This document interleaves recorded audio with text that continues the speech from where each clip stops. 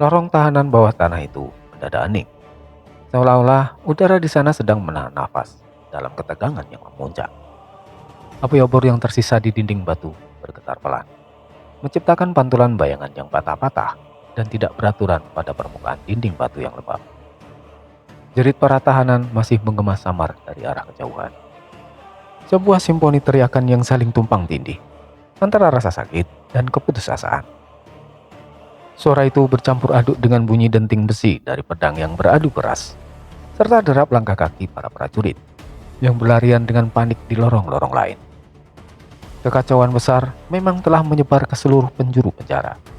Tapi di titik koordinat ini, ruangan sempit di antara Aris dan Daksara justru terasa sangat sunyi dan mencekam. Aris berdiri dengan kokoh sembari mencengkeram tombak peninggalan Pak Wira di tangan kanannya. Ujung mata tombak yang terbuat dari logam pilihan itu bergetar kecil. Getaran itu bukan karena Aris merasa ragu ataupun takut, melainkan karena besarnya akumulasi prana dan tenaga dalam yang ia himpun, namun belum sepenuhnya ia lepaskan ke arah lawan. Nafas Aris terdengar berat dan memburu. Dadanya naik turun dengan ritme yang cepat. Sementara mata gelapnya menatap tajam tanpa sedetik pun beralih dari sosok pria yang berdiri di depannya. Daksara berdiri beberapa langkah tepat di hadapan Aris. Sikap tubuhnya tampak sangat santai, bahkan cenderung terlihat sembrono untuk ukuran seseorang yang sedang berada di tengah medan pertempuran. Ia seolah menganggap runtuhnya dinding lorong dan jeritan histeris di sekitarnya hanyalah gangguan kecil yang tidak berarti. Bahu kirinya sedikit miring, memperlihatkan bekas goresan mata tombak yang cukup dalam. Sebuah luka yang masih sangat basah dan berwarna merah pekat. Darah gelap menetes perlahan dari luka tersebut, jatuh menghantam lantai batu dengan suara detak yang halus, lalu menyebar membentuk pola tipis. Namun ekspresi wajah Daksara tetap tidak berubah. Ia tetap tenang, dengan sebuah senyum tipis yang terus menggantung di sudut bibirnya, memberikan kesan meremehkan lawan. Gani dan Bedul berada di sisi lorong, menahan dua prajurit yang mencoba mendekat. Mereka sedang melakukan tugas untuk memastikan tidak ada gangguan dari luar yang merusak konsentrasi pertarungan ini. Gani dan Bedul tidak ikut menyerbu ke arah Daksara secara langsung. Mata mereka justru berkali-kali melirik ke arah Aris dengan sorot mata yang dipenuhi keraguan serta kecemasan yang mendalam. Mereka tahu benar bahwa momen ini bukan lagi sekedar perkelahian fisik biasa, melainkan sebuah pertaruhan harga diri dan emosi. Daksara kemudian melangkah maju setengah langkah. Gerakannya sangat lambat dan terukur, menunjukkan kepercayaan diri yang tinggi atas kemampuannya sendiri. Ia sama sekali tidak mengangkat senjata untuk melakukan pertahanan. Tangannya yang kosong terangkat sedikit ke udara. Sebuah gerakan yang seolah-olah bertujuan untuk menenangkan tekanan udara yang terasa semakin panas di antara mereka berdua. Aris tidak menunggu lebih lama lagi. Ia bergerak lebih dulu dengan kecepatan tinggi. Tubuh Aris menerjang maju dengan dorongan tenaga kaki yang kuat pada lantai batu. Tombaknya meluncur lurus dalam lintasan horizontal yang sangat cepat, diarahkan tepat ke dada Daksara dengan niat melumpuhkan. Serangan itu bukanlah sebuah teknik bela diri yang indah atau penuh estetika gerakan, melainkan sebuah luapan murni dari amarah, rasa kehilangan, dan gema suara terakhir Pak Wira yang terus bergaung tanpa henti di dalam kepalanya. Namun, Daksara tidak menunjukkan tanda-tanda panik sedikitpun menghadapi terjangan maut tersebut. Saat ujung tombak hanya berjarak beberapa sentimeter dari kulitnya, Daksara menggeser posisi tubuhnya setipis selai rambut ke arah samping. Perhitungan gerakannya sangat akurat dan presisi. Meskipun ia berhasil menghindari serangan fatal ke arah jantung, ujung tombak Aris tetap menyambar bahunya sekali lagi dengan telak. Logam tajam itu menembus kain jubah dan merobek daging Daksara. Daksara mendesis pelan menahan perih yang menyengat. Reaksinya bukan karena ia merasa sakit yang tidak tertahankan, melainkan lebih seperti reaksi seseorang yang terkejut oleh sesuatu yang sebenarnya sudah ia perhitungkan dengan sangat tepat sejak awal. Dalam satu gerakan pendek yang sangat efisien, Daksara secara mengejutkan meraih batang tombak Aris dengan tangan kosongnya. Telapak tangannya mencengkeram kuat pada batang kayu tombak tersebut, menghentikan laju serangan Aris secara paksa di tengah jalan. Kekuatan hentakannya membuat debu di lantai batu berterbangan dan menciptakan suara gesekan kayu yang keras. Jarak di antara wajah mereka kini menjadi sangat dekat. Sangat dekat hingga mereka bisa melihat pantulan bayangan masing-masing di pupil mata lawan. Aris mencoba menarik kembali tombaknya dengan sentakan tenaga dalam yang besar. Tapi cengkeraman tangan Daksara terasa sangat kuat dan tidak tergoyahkan. Itu bukan jenis kekuatan liar yang meledak-ledak, melainkan kekuatan dari seseorang yang sangat memahami titik tumpu dan tahu kapan waktu yang tepat untuk memberikan tekanan maksimal pada sebuah objek. Daksara mencondongkan wajahnya sedikit ke arah telinga Aris. Suaranya turun drastis, hampir menjadi sebuah bisikan yang hanya cukup untuk didengar oleh Aris seorang diri. Nafasnya terasa hangat di kulit Aris, membawa bau amis besi dari darah yang masih mengucur dari bahunya. Daksara berkata dengan suara rendah, "Kalau kau mencari gadis itu anak muda." Aris menahan nafas, mencoba mendengarkan kelanjutan kalimat tersebut di tengah gemuruh suara pertempuran yang masih terdengar di kejauhan. Daksara melanjutkan kalimatnya dengan nada yang sangat datar. "Dia ada di atas." Kalimat itu terdengar sangat singkat dan tidak lebih keras daripada desiran angin malam yang masuk lewat celah ventilasi udara. Namun, dampak dari kata-kata tersebut menghantam kondisi psikologis Aris lebih keras daripada pukulan fisik manapun yang pernah ia terima. Fokus Aris goyah seketika, dan pertahanan mentalnya menunjukkan celah yang sangat lebar. Di dalam pusat kesadarannya, Arya langsung memberikan reaksi yang sangat keras dan cepat. Ada getaran prana yang tajam, sebuah sinyal peringatan tentang bahaya yang mengancam jiwa. Namun, informasi mengenai keberadaan Pitaloka itu sudah terlanjur masuk dan menyelinap masuk ke dalam celah pertahanan batin Aris yang paling dalam, mengacaukan prioritas utamanya. Daksara tiba-tiba melepaskan cengkeramannya pada batang tombak Aris secara mendadak. Ia mundur satu langkah ke belakang dengan gerakan yang ringan, seolah tanpa beban. Darah segar masih mengalir dari luka di kedua bahunya, membasahi sebagian besar lengan jubahnya. Tapi senyum tipis di wajahnya tidak hilang sedikit pun. Justru, saat ini senyum itu tampak sangat puas. Seolah-olah ia baru saja berhasil memastikan sebuah variabel yang sudah lama ia tunggu-tunggu untuk muncul dari dalam diri Aris. Daksara melanjutkan ucapannya dengan nada tenang.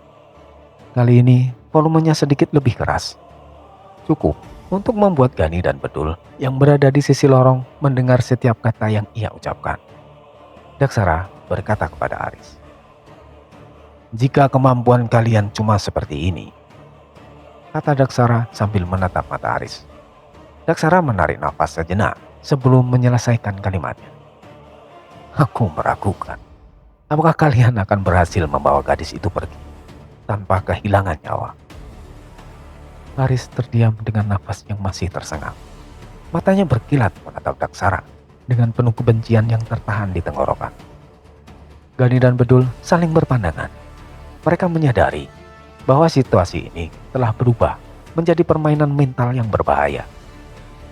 Sebelum Aris sempat bereaksi atau meluncurkan serangan balasan, Daksara secara mendadak mengangkat tangannya ke arah obor yang terpasang di dinding pendekat.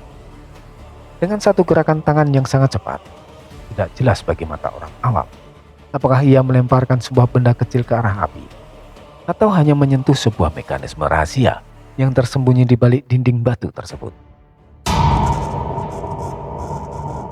Obor itu padam seketika, seolah ditiup oleh kekuatan gaib. Api yang semula menyala terang mati dengan suara desis pendek yang aneh.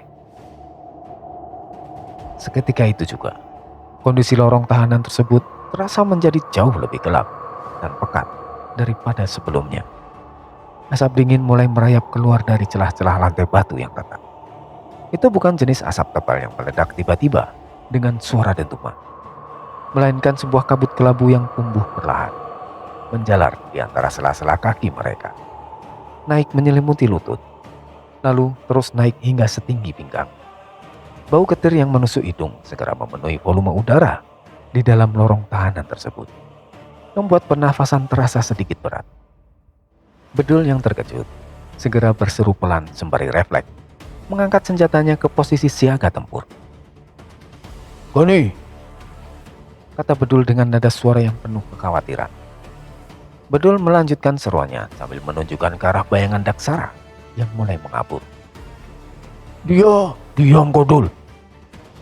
Gani memotong ucapan Bedul dengan sangat cepat dan tegas. Matanya tetap menyapu kegelapan di depan mereka dengan sangat waspada. Satu demi satu, obor lain yang terpasang di sepanjang dinding lorong itu padam secara berurutan, seperti efek domino yang tidak terlihat. Cahaya menghilang sepenuhnya, seolah-olah ditelan oleh kegelapan malam yang gelap. Bayangan tubuh Daksara mulai memudar dengan cepat, menjadi siluet terpotong-potong oleh kabut kelabu yang semakin menebal di antara mereka. Aris melangkah maju satu langkah. Tombaknya terangkat tinggi ke arah posisi terakhir Daksara berdiri. Matanya berusaha menembus kepekatan kabut. Namun kabut itu justru menelan jarak di antara mereka dengan sangat efektif. Suara langkah kaki mulai terdengar di dalam kesunyian tersebut. Suara itu terdengar sangat pelan, berirama, dan sangat teratur. Itu adalah langkah kaki dari seseorang yang memiliki keyakinan penuh bahwa dirinya tidak akan mungkin bisa dikejar atau dihentikan oleh siapapun. Dalam beberapa detik, suara itu lenyap. Asap hitam menggantung rendah di lorong tahanan, berputar lamban di bawah langit-langit batu yang rendah. Bau darah segar, karat besi, dan kelembapan dinding yang berlumut bercampur menjadi satu, menciptakan udara yang terasa berat dan menekan dada siapapun yang bernafas di sana. Cahaya obor yang tersisa di dinding bergetar hebat, melemparkan bayang-bayang yang menari liar di atas permukaan batu yang retak dan hancur akibat benturan tenaga dalam yang terjadi sebelumnya. Aris berdiri tegak di tengah lorong yang sempit itu. Tombak kayu milik Pak Wira masih terangkat setengah di tangannya, dengan ujung logam yang bergetar halus membelah udara. Nafasnya tersengal, pendek, dan cepat. Namun itu bukan karena kelelahan fisik semata. Ada amarah yang membara di dalam dadanya. Sebuah emosi yang belum menemukan jalan keluar untuk diledakkan. Otot lengannya menegang keras. Terlihat jelas dari urat-urat yang menonjol di punggung tangannya, yang mencengkeram erat gagang senjata. Daksara sudah tidak ada di hadapannya. Yang tersisa di sana hanyalah gema langkah kaki yang memudar di kejauhan. Seolah-olah lorong batu itu sendiri memiliki mulut untuk menelan keberadaan pria itu. Salah satu obor di sudut ruangan kembali menyala redup setelah kabut asap mulai mereda. Namun bayangan Daksara tetap tidak hilang dari pikiran Aris. Kata-kata pria itu masih bergema di telinganya, terasa dingin dan tajam, menancap di kepalanya. "Dia ada di atas." Suara itu terus terngiang. Aris menggertakkan gigi dengan keras hingga rahangnya menonjol. Tangannya mencengkeram gagang tombak semakin kuat sampai kayu itu sedikit berderit. Di dalam pikirannya, ia sudah berlari mengejar. Ia ingin memecahkan setiap dinding batu yang menghalangi jalannya menuju lantai atas kadipaten. Bayangan wajah Pitaloka muncul sekilas dalam benaknya. Sebuah gambaran tentang gadis itu yang sedang terikat, sendirian, dan dikelilingi oleh musuh yang hanya menganggapnya sebagai alat tawar-menawar. Namun, sebuah teriakan keras memotong jalur pikirannya. Dari sisi lorong sebelah kanan, terdengar jerit histeris para tahanan yang dilanda panik. Pintu sel yang sudah rusak akibat pertempuran kini terbuka setengah. Suara rantai besi yang beradu keras terdengar saat seseorang mencoba keluar dengan paksa. Di saat yang sama, suara alarm kadipaten kini terdengar lebih jelas. Sebuah bunyi lonceng yang dipukul secara teratur, menandakan bahwa pasukan bala bantuan musuh sedang bergerak menuju posisi mereka. Gani berteriak dengan suara parau di tengah hiruk pikuk itu. "Betul, awas, sebelah kiri!" teriak Gani. Dua orang prajurit kadipaten tiba-tiba muncul dari tikuhan lorong dengan pedang terangkat tinggi. Gani tidak membuang waktu dan segera menyambut mereka dengan ayunan tongkat besi miliknya. Suara logam beradu memekakkan telinga. Gani menghantamkan ujung tongkatnya tepat ke rahang prajurit pertama hingga terdengar suara tulang retak. Prajurit itu tumbang seketika. Tanpa berhenti, Gani memberikan dorongan bahu yang sangat kuat pada prajurit kedua. Prajurit itu terhempas ke belakang, menabrak tumpukan peti kayu hingga hancur berkeping-keping. Di sisi lain, Bedul bergerak cepat menutup celah pertahanan. Ia mengangkat perisai besi yang baru saja ia ambil dari mayat prajurit sebelumnya. Perisai itu menahan sabetan pedang yang hampir mengenai punggung Aris yang sedang melamun. Percikan api tercipta saat pedang musuh menghantam permukaan perisai Bedul. Benturan itu menciptakan bunyi dentang yang memantul-mantul di sepanjang lorong sempit tersebut. Bedul berteriak dengan nafas yang terasa sangat berat. "Bagaria, fokus!" teriak Bedul. Aris tersentak dari lamunannya. Tubuhnya bergerak secara insting saat ia merasakan hawa dingin di belakangnya. Ia berbalik setengah badan dan menggunakan tangkai tombaknya untuk menangkis sebuah pedang yang mengarah tepat ke dadanya. Benturan itu menciptakan getaran hebat yang menjalar dari telapak tangan hingga ke bahu Aris. Tanpa memberi kesempatan bagi lawan, Aris membalas dengan sebuah dorongan kaki dan serangan pangkal tombak yang sangat cepat ke arah depan. Serangan itu mendarat telat di perut prajurit tersebut.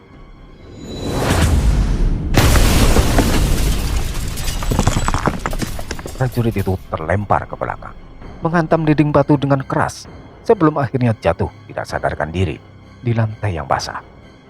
Meskipun tangannya sedang bertarung, mata Aris terus melirik ke arah lorong yang tadi dilewati oleh Daksara. Arah yang menuju ke atas, pusat kekuasaan Kadipaten. Di dalam kesadarannya, suara Arya muncul secara mendadak. Suaranya terdengar jauh lebih tegang dibandingkan biasanya. "Riz, dengarkan aku," kata Arya. Aris menelan ludah, mencoba mencernihkan pikirannya di tengah suara denting senjata. "Ya, aku dengar Arya," jawab Aris secara batin. Arya memberikan peringatan dengan nada yang mendesak. "Kita tidak punya banyak waktu.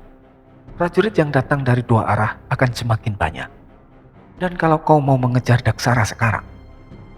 Arya berhenti sejenak, seolah sedang menimbang konsekuensi yang akan dia ucapkan. Arya melanjutkan kalimatnya dengan berat. "Maka Gani dan Bedul bisa terjebak di sini. Dan kalau sebaliknya, maka Pitaloka akan..." Kata-kata Arya tercekat di tenggorokan. Ia tidak sanggup menyelesaikan kalimat buruk tersebut. Aris memejamkan matanya hanya untuk sepersekian detik. Ketika ia membukanya kembali, dunia di sekelilingnya terasa menjadi sangat sempit. Setiap detik yang berlalu seolah meregang panjang. Sementara dinding lorong terasa menekan posisinya dari segala sisi. Gani memukul mundur satu prajurit lagi dengan hantaman tongkatnya. Namun Aris bisa melihat bahwa langkah kaki Gani mulai melambat karena kelelahan. Di sisi lain, Bedul sedang mati-matian menahan serangan pedang yang datang bertubi-tubi. Nafas Bedul terdengar sangat terengah-engah. Darah segar mulai mengalir dari lengan kiri Bedul yang terkena sabetan senjata, menetes dan membasahi lantai batu. Gani berseru tanpa menoleh ke belakang.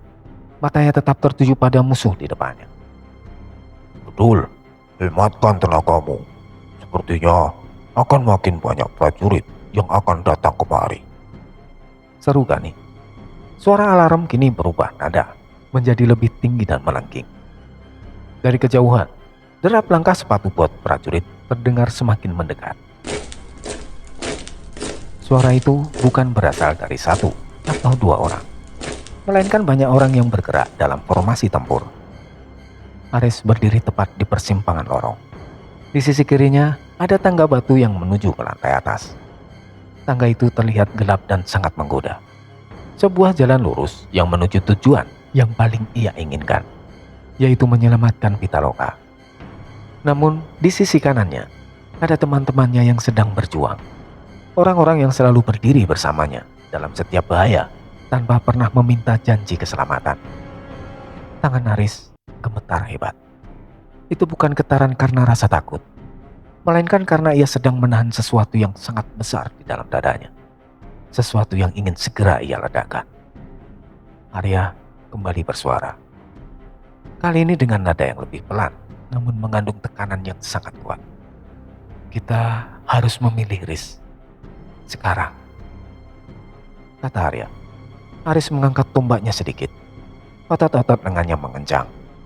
Lalu ia menurunkan senjatanya kembali. Ia menarik nafas panjang, mencoba menenangkan denyut nadi di pelipisnya yang terasa ingin pecah. Bau asap dari obor yang padam mulai menipis, tapi ketegangan di antara mereka justru semakin menebal. Di belakangnya, seorang tahanan yang berhasil keluar dari sel terjatuh ke lantai. Tahanan itu merangkak dengan payah, berusaha menjauh dari pusat pertempuran. Di depan lorong, bayangan-bayangan prajurit baru mulai muncul di tikungan.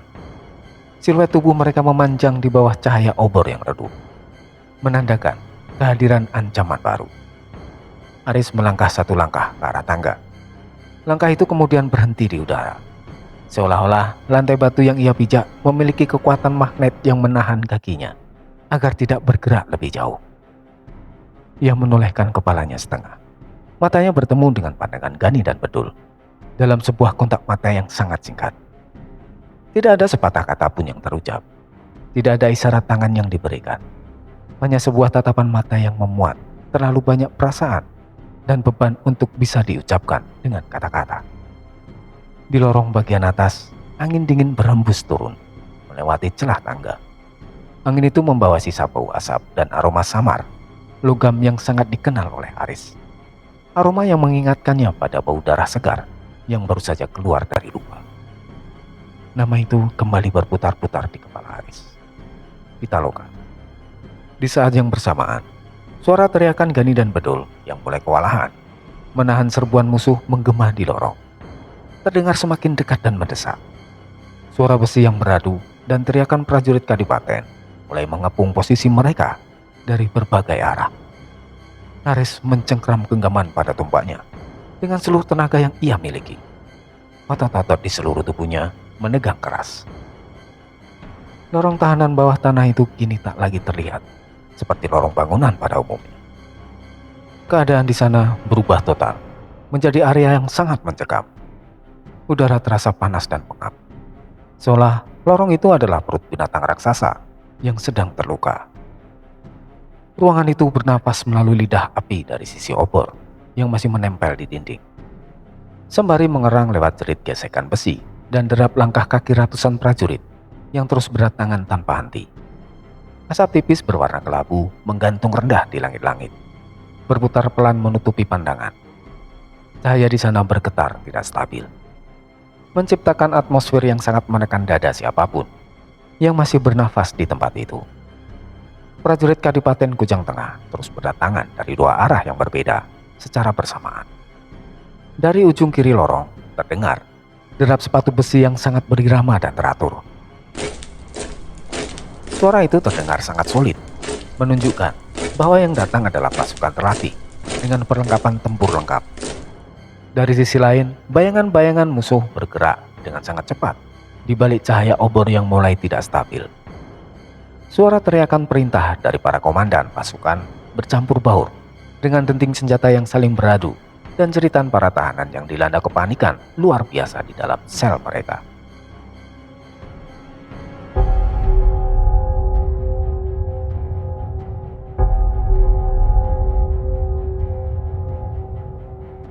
Alarm Kadipaten kini terdengar sangat jelas dan mantap.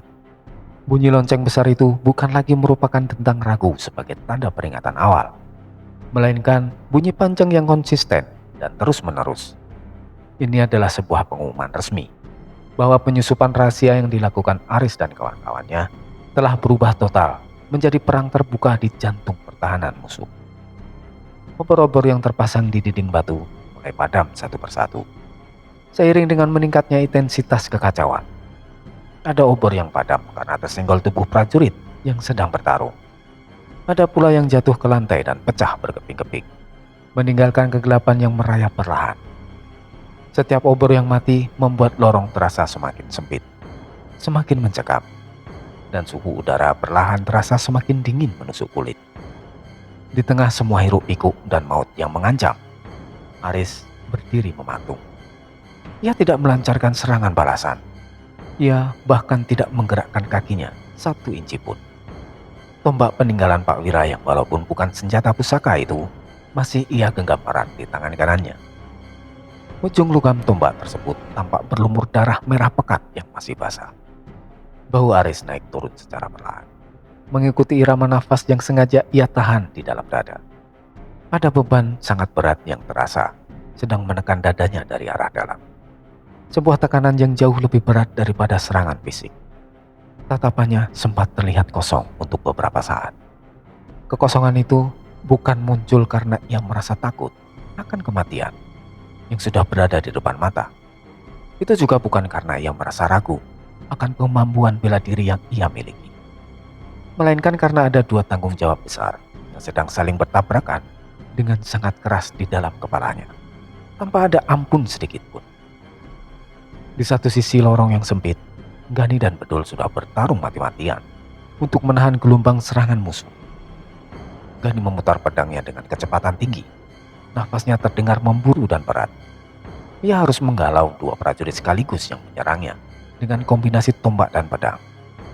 Keringat yang bercampur dengan noda darah mengalir deras di pelipisnya. Namun ia tidak mengendurkan kewaspadaannya. Di sisi lain, Bedul sedang sekuat tenaga menahan serangan yang datang dari arah belakang. Punggung Bedul nyaris menempel rapat pada dinding sel tahanan yang dingin. Rahang yang mengeras dengan sangat kuat setiap kali bilah pedangnya beradu keras dengan besi senjata milik lawan. Denting logam itu kembali memekakkan telinga. Gani dan Bedul terus bertahan di sana. Mereka melakukan semua itu hanya untuk satu alasan: memberikan waktu bagi Aris. Di sisi lorong yang berbeda, gema langkah kaki yang semakin menjauh terus mengingatkan Aris pada satu kenyataan pahit, bahwa Daksara sudah pergi meninggalkannya. Dan bersamaan dengan kepergian pria licik itu, arah menuju posisi Pitaloka memang sempat terbuka.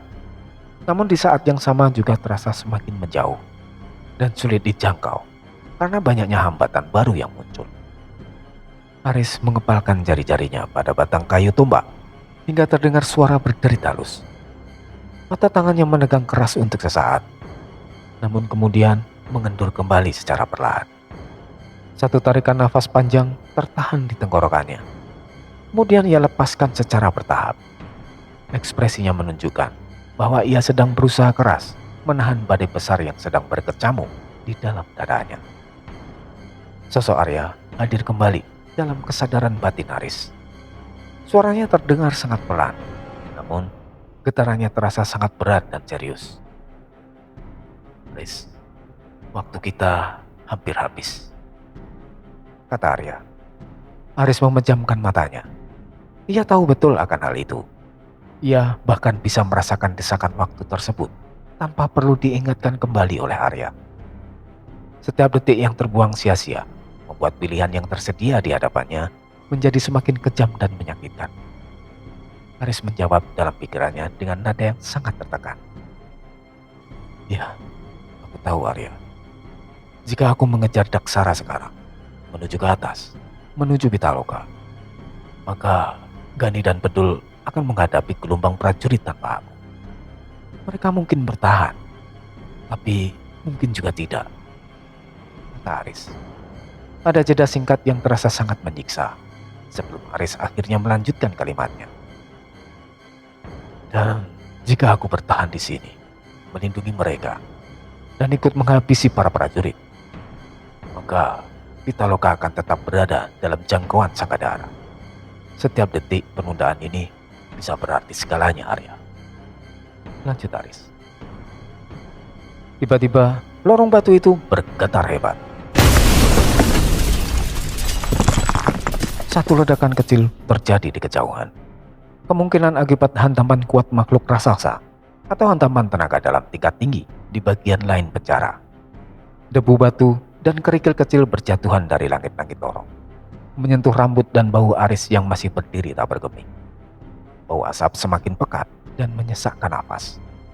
Satu prajurit kadipaten meneriakkan sebuah perintah dengan suara lantang. Suara itu terdengar jauh lebih dekat dibandingkan sebelumnya. Habisi semua! Jangan biarkan mereka lolos! Teriak prajurit tersebut. Aris menolehkan kepalanya sedikit ke arah samping. Matanya menangkap sosok punggung Gani yang tampak terhuyung sesaat setelah menerima hantaman perisai musuh. Sebelum akhirnya Gani kembali menegakkan tubuhnya dengan sisa tenaga yang ada.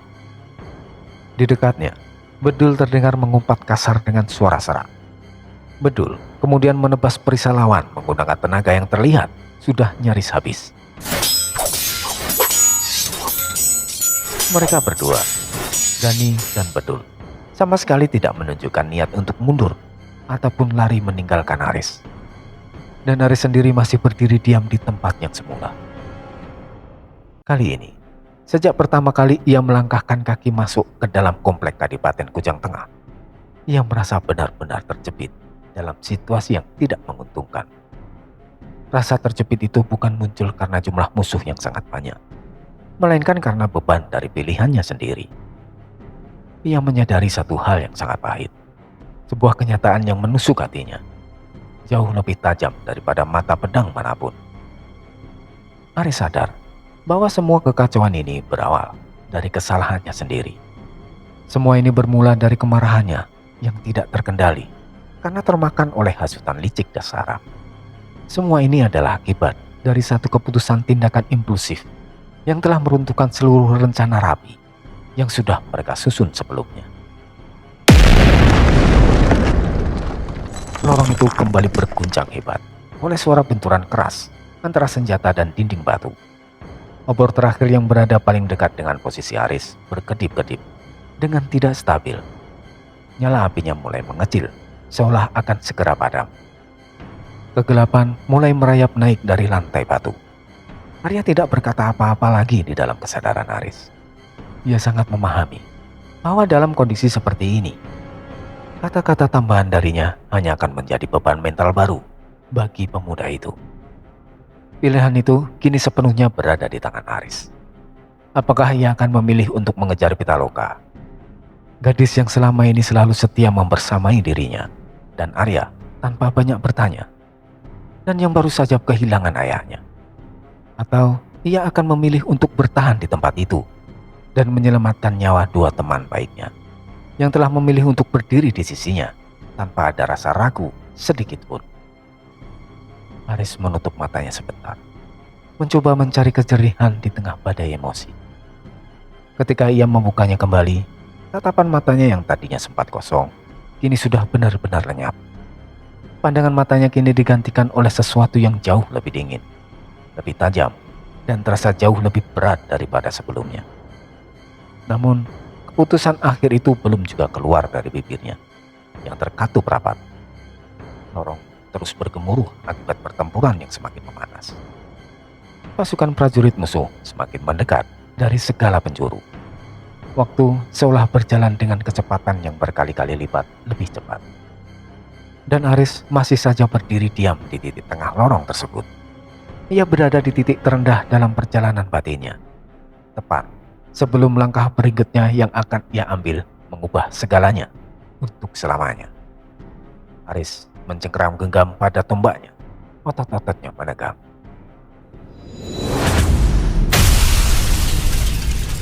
Suara benturan logam yang sangat keras memecah udara yang pekat di lorong tahanan. Pedang baja beradu dengan tenaga penuh di sisi kiri lorong, memercikan bunga api yang redup di tengah kegelapan yang mulai merayap.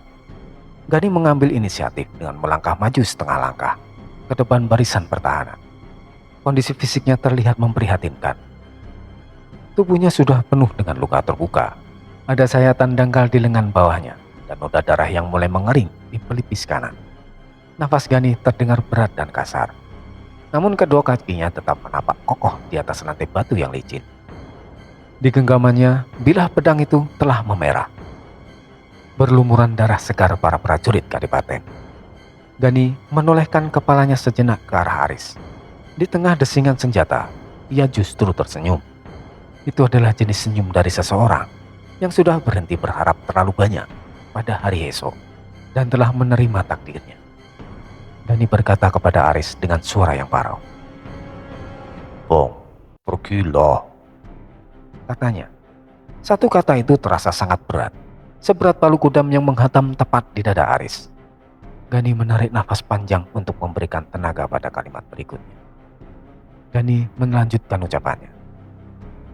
"Pergi dan jemput Pitaloka, Bang," kata Gani. Ia menahan nafas sejenak untuk meredam rasa perih di lukanya. Lalu senyum itu kembali muncul di wajahnya yang penuh debu. Gani menegaskan posisinya. "Urusan di sini biar jadi urusan kami berdua, Bang," kata Gani. Seorang prajurit Kadipaten menerjang tiba-tiba dari balik bayangan pilar. Gani bergerak refleks. Ia menangkis serangan pedang itu dengan tangkas. Ia sempat mundur setengah langkah untuk menjaga titik keseimbangan tubuhnya. Lalu dalam hitungan detik, ia melakukan tebasan balik dengan gerakan yang sangat kilat. Logam tajam itu merobek zirah kulit musuh. Darah merah memuncrat, menghantam dinding batu yang lembab. Gani sama sekali tidak menoleh lagi ke arah musuh yang tumbang. Saat ia melanjutkan bicaranya kepada Aris, Gani berkata dengan nada yang semakin dalam. "Pak Wira sudah tiada, Bang," katanya. Ia menelan ludah sebelum melanjutkan kalimat yang paling membebani jiwanya. Gani berkata lagi. "Dan sebelum beliau wafat, Pitaloka itu adalah amanah. Amanah yang belum sempat kami jaga," kata Gani. Tangan Gani terlihat sedikit gemetar saat menggenggam hulu pedangnya. Namun ia segera mempererat cengkeramannya hingga buku jarinya memutih. Tatapan matanya kembali mengunci mata Aris, sangat tajam dan penuh tekanan yang memaksa. Gani berteriak untuk menyadarkan Aris. "Kalau abang tetap di sini, kita semua akan kalah 2 kali," teriak Gani. Aris membuka mulutnya, mencoba membalas ucapan itu. Namun tak ada satupun suara yang mampu keluar dari kerongkongannya yang terasa kering. Di sisi lain lorong, Bedul mulai bergerak aktif. Ia tidak ingin membiarkan momen emosional itu berlangsung terlalu lama dan merusak konsentrasi tempur. Dengan satu langkah yang sangat mantap, ia mengayunkan pedangnya. Menebas seorang prajurit yang mencoba menyelinap dari arah samping. Serangan Bedul terlihat sangat kasar, praktis, dan langsung pada sasaran, tanpa ada gaya yang berlebihan.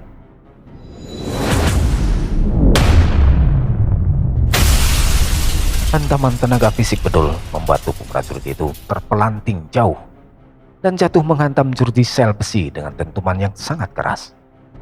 Besi sel itu sempat bergetar hebat. Bedul memotong pembicaraan tanpa menoleh sedikit pun ke arah belakang. "Sudah kan, jangan banyak omong," kata Bedul. Ia memutar setengah badannya ke arah Aris. Meskipun matanya tetap awas memperhatikan pergerakan musuh yang terus berdatangan di depan sana. Ujung pedangnya masih meneteskan darah segar ke lantai batu. Bedul memberikan perintah dengan tegas. "Bang Arya, pergilah," kata Bedul. Seorang prajurit lain datang menerjang dengan tombak. Bedul tidak gentar. Ia menyambut serangan itu dengan ayunan pedang menyamping yang sangat telak, menghantam bagian leher lawan. Tubuh prajurit itu ambruk seketika di atas lantai. Bedul menghela nafas panjang untuk mengatur ritme jantungnya. Lalu melanjutkan bicaranya dengan nada jujur, tanpa ada sedikit pun getaran ketakutan dalam suaranya. Bedul berkata dengan sungguh-sungguh. "Sebelum ikut perjalanan ini, aku sudah tahu resikonya. Aku tahu bisa mati di sini, Bang," kata Bedul. Ia menarik nafas dalam sebelum memberikan alasan di balik keberaniannya tersebut. Bedul melanjutkan bicaranya. Tapi itu jauh lebih baik daripada hidup sambil menyesal karena gagal menjaga yang tersisa dari keluarga Pak Wira yang kita hargai seperti ayah sendiri, Pak. Dan juga malu karena gagal membalaskan dendam para warga, kata Bedul. Ia tidak menatap Aris lebih lama lagi. Fokus penglihatannya kembali tersedot sepenuhnya pada gelombang musuh yang jumlahnya kian bertambah banyak di ujung lorong. Dua sahabat itu kini berdiri berdampingan di tengah lorong yang sempit. Mereka dalam kondisi berdarah dan terengah-engah. Namun tubuh mereka tetap tegak seperti karang yang menahan ombak. Di sanalah pertahanan mental Haris benar-benar runtuh. Ia sadar sepenuhnya bahwa ini adalah kesalahannya. Akibat dari hasutan Daksara yang ia telan mentah-mentah. Serangan impulsifnya yang merusak rencana dan kekacauan besar yang ia ciptakan sendiri.